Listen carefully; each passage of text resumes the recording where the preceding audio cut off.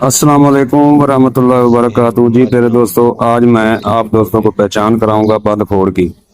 कुछ जोज मुकद्दम को बंदखोर कहे जाते हैं, कुछ बंदखोर को मरियम बूटी कही जाते हैं, कोई कुछ कही जाता है, कोई कुछ कही जाता है। तो प्यारे दोस्तों, ये है बंदखोर और ये है जंगली अखरोट। जोज मुकद्दम ये अलग चीज़ है और ये अलग चीज़ है। पंसारी लोगों से जब हम बंदखोर मांगते हैं तो ये जोज मुकद्दम दे देते हैं। तो प्यारे दोस्तों, ये बंदखोर जो है ये इसका छिलका बहुत सख्त होता है, बहुत ही सख्त होता है और अंदर से बारीक गुठली निकलती है। और जो जोज मुकद्दम है उसका छिलका बहुत बारीक होता है और उसकी मोटी गुठली निकलती है।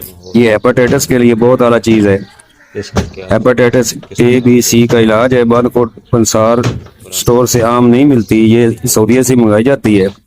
इसका गिठली निकाल कर सफूक कर ले। देसी खट्टी लस्सी यानी चाटी की खट्टी लस्सी के साथ एक छोटा चम्मच सुबह शाम खा लें, इंशाल्लाह शफा होगी। 1.5 माह इस्तेमाल करें, इसके बाद टेस्ट करा लें, रिपोर्ट आपको हैरान कर देगी हेपेटाइटिस A B C के लिए। तो प्यारे दोस्तों, ये है बंदखोर।